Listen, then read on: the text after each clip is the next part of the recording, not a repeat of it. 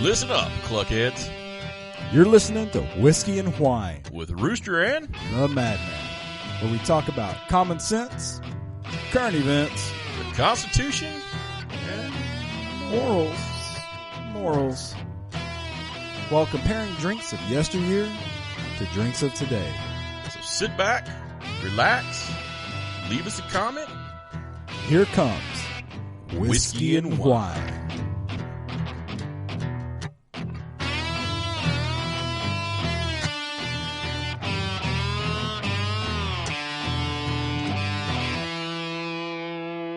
Welcome back, cluckheads. You're listening to Whiskey and Wine with Rooster and the Madman. You know who we are. You know what we do.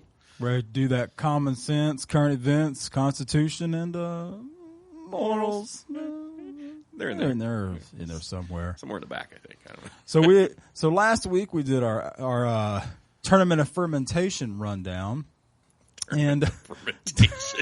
I guess it's official now. it's official. Well, I did a thing, and this week we're going back to some beers.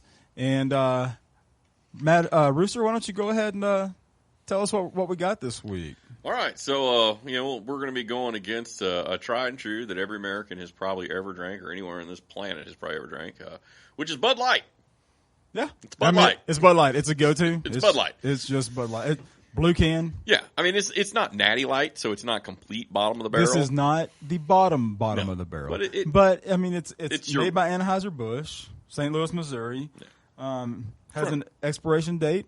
Yeah. And it's 4.2% alcohol. The good thing about it is that it's always readily available. I mean, you can probably even find some tall boys of it right there in your register where you get your Natty Light and your Steel Reserve. I don't know, man. They probably put it in the cooler. But it's still a tall boy for around the same price as a regular can. Yep, Regular 12-ounce can. I mean, yeah, you're never going to go into your local Tom Thumb or your gas station and say, hey, man, you guys had a Bud Light. And the guy goes, oh, no, man, we sold out. You sold out a Bud Light? Never going to happen. America. So the other things that we can look at, or that we're going to go against on this one, is Pantera Golden Ale by the Texas Ale Project. The Texas Ale Project. And I want to say, this can, it kicks ass. Respect. Respect Texas Ale Project. It kind of looks like the Reinventing the Steel album.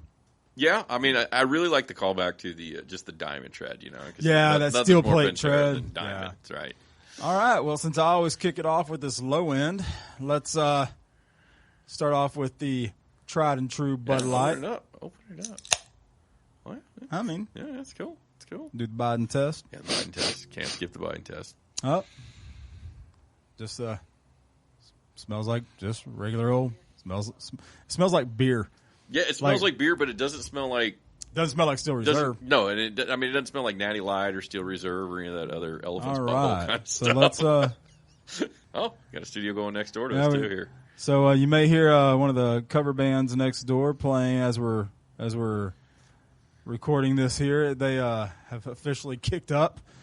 So if you hear them bleeding through into our studio, what can we say besides you're welcome? And we did the pour test, and it's Bud Light. It's Bud Light. I mean, it's nothing special. It's just no. I mean, it pours like a ballpark beer. Cool. Now we got to have the taste test before we get into our first topics here. Well, no, you do this every time. Really? Is it every time I do? It is every time. So now, I just get a little excited. Okay, so the tall boy is finished. All right. So now let's crack open our Pantera. I get to open this one. Golden Ale. Sounds exactly the same. Mine had a little bit of bubbly on the top of it. Bubbly. All right. Oh, how's that sniff test? How's it? It doesn't smell bad at all. Yeah, it doesn't smell like, regular beer. No, it doesn't. It actually... Oh, look at the color difference. Yeah. But, we've talked about that before, good beers typically have a little bit different color. Have a little bit of a different color, yeah. And I mean, that kind of goes without saying. All right. So, now that we have there's definitely no mistaking which one is the No, it's got a nice, I mean, it's one's gold, but you look at the other one and it's like a true dark gold amber. or a rose. Yeah. Like a rosin amber. color. I guess it's a good one. Yeah. Exactly. Dollar store. This is the Equate Gold from the crayon box, and then this is the Crayola. Yeah. 64 with the pencil sharpener in the back of it. All right, so let's take a sip of this. No, now we get to drink. Oh yeah, clink. Sorry. I mean, it's Bud Light. All right, so the first You can't topic. blink, it's Bud Light. The first topic that somebody has brought up, Shakari Richardson. Oh yes, and the illicit and what was it? What did they The call performance-enhancing it? drug. Performance-enhancing drug of marijuana. So this is a track and field star. She was born here in Dallas. Yeah, from Dallas. So and went to LSU. Yep. So and she made a great name for herself out there her freshman year. Yeah, I mean, so she's the up and rising star, and she unfortunately has been disqualified from the Tokyo Olympics for those performance enhancing marijuana cigarettes or whatever she was. Okay, so when is the last time has anything marijuana been performance enhancing? Well, have you ever had some marijuana and then tried to go after a bag of Doritos? Because, man, you can do them fierce. So there's that. I mean, I do. I stand up for what she was saying. I mean, she didn't throw a fit about it. No. She accepted it. She knew she violated the rules. I mean, even Biden said that, hey, it was a clear violation of the rules. And I absolutely, like to say sometimes when, even though I'm not a big fan of this administration, I absolutely agree with President Biden on this one. Rules are the rules. It sucks, but you knew the rules. So that's what it's at. But she took it like a champ, admitted it. So, kudos to her. Yeah, I mean, she did it. She handled herself like a true Texan. She handled it with grace. She admitted that what she did was wrong. She knew that she had violated the rules. She didn't throw a hissy fit about it. But I will tell you this. I am definitely looking forward to seeing her in the Olympics in the future. I want her to win a gold medal. Yeah, she's going to be there. There's no doubt about it. I mean, and is the rule stupid? Absolutely. Yeah. Should they change the rule for the future? Absolutely. Yeah. But at this point in time, it is in the Olympic bylaws. It's a done deal. It's a done deal.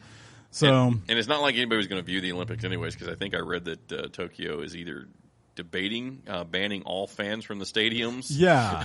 Or they've already done it. They've already. I'm hearing now that they did do it. So the Mad Hen is correct as they have actually already done it. So Ms. Richardson, you're not missing anything. Oh, and there is our timer. All right. So what do y'all think? About the Bud Light or about Miss Richardson? It's just the Bud Light. It's Bud Light. So I mean, there's nothing. It's going to be everywhere you go. They're never going to sell out. And it's cost effective. I mean, it's not Natty Light, and most importantly, it's not Steel Reserve. If you guys haven't heard, Steel Reserve is bad. No, what is your comment? Prickly? I don't know. Prickly on the inside. We have to see. Yeah. So that's kind of where we're at with that one. So any other input for the Bud Light? If not, we'll move on to our next topic. I don't have anything. It's kind of sad because it seems kind of boring. But let's move on to the next one. So the next one is going to be...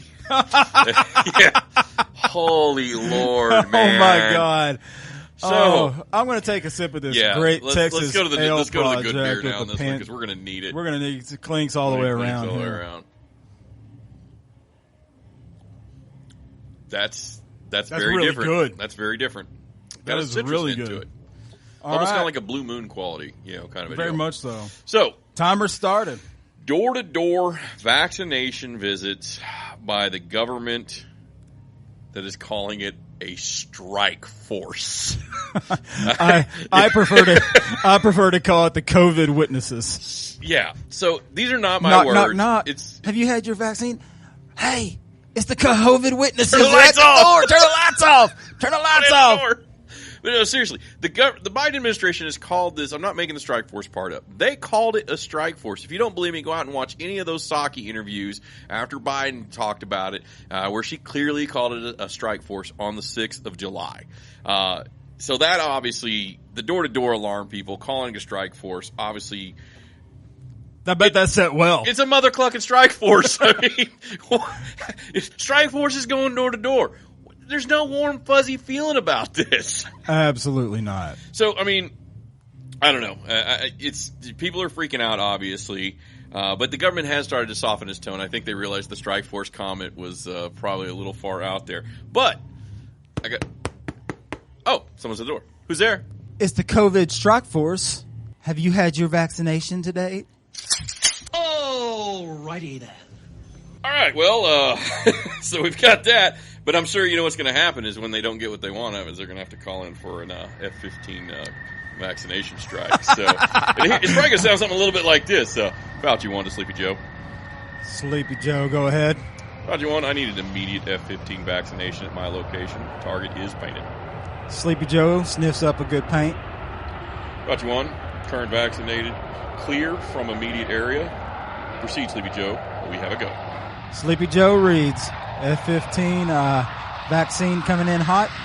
Clear the area. Fauci 1, target vaccinated. Roger out. Roger out.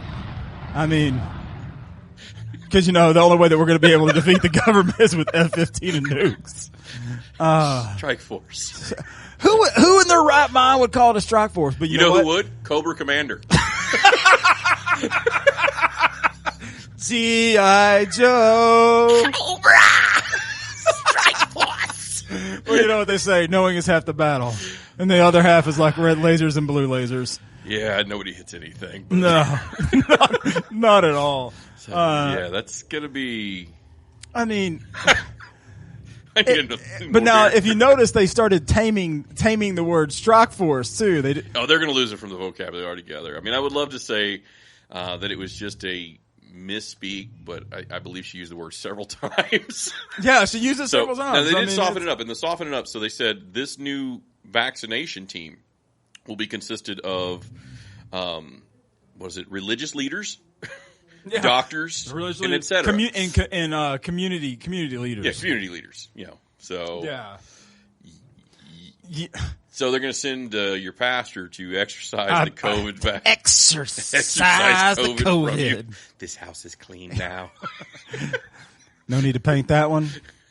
Vaccination area is clear. We're good to go. Strikeforce, man. Jesus. Strikeforce. And there is our timer. All right. All right, back to the beer. All right, back to the beer. What do you think of this Pantera beer? I like it. It's definitely citrus, though. I'm tasting a lot of citrus in this. Yeah, I mean, there's nothing wrong with it. No. I mean, it's but when you go back to the Bud Light and you check it out, it's just like it's beer. And this one is like it's like a beer, not a beer. It's kind of like draft beer versus you go somewhere and Yeah. Anyways. Yeah, very much so. So, all right. Hold on, I gotta open up the last tall boy here. Go for it.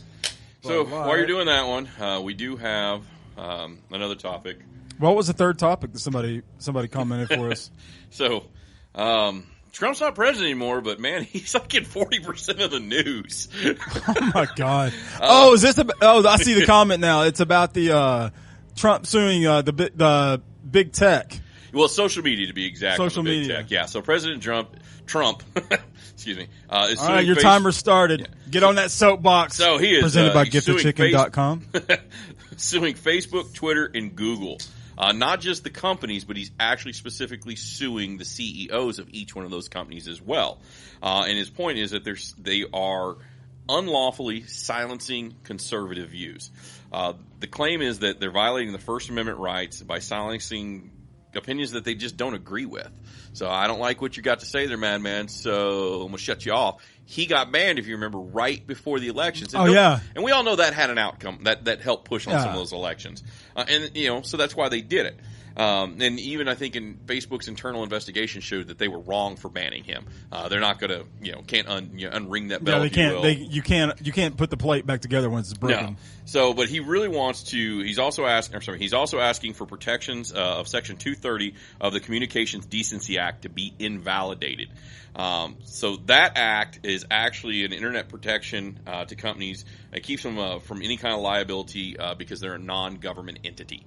So basically saying that the First Amendment, what they're doing, doesn't really apply to them, and that's how they got to they get around with banning and doing all this stuff is because they kind of hide. But it is a direct violation of the First Amendment because at this point, big tech like Facebook, like the social media platforms, it's a communication platform at this point. Well, yeah, it's not even though if it is privately owned. Yeah.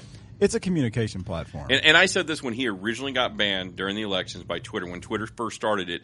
And here's the reason I say that. And some people argued with me, and they're like, hey, Rooster, but it's a private company. They have their rules. You're right. It is a private company, and they do have their rules. But let's be honest. The only reason any of these social media outlets even exist anymore is for the public to communicate with each other either publicly or privately.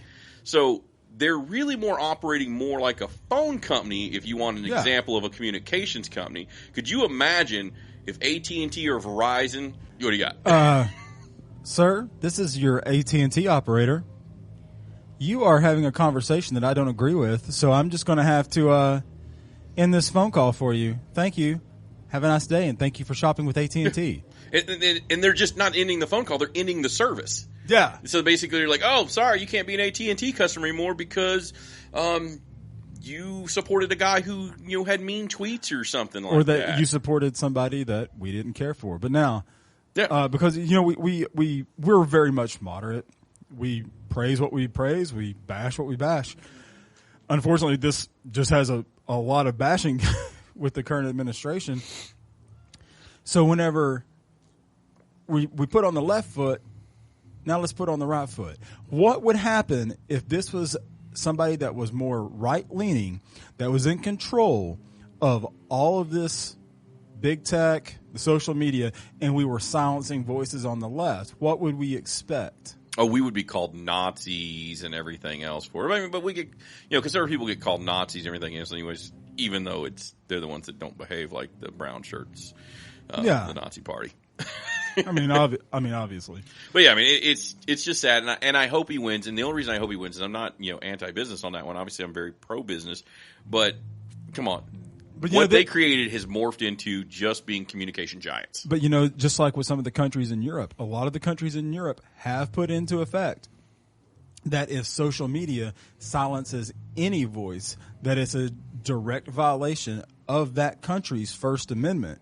Yeah. And that they can be sued, whether it's Twitter, Facebook, whatever.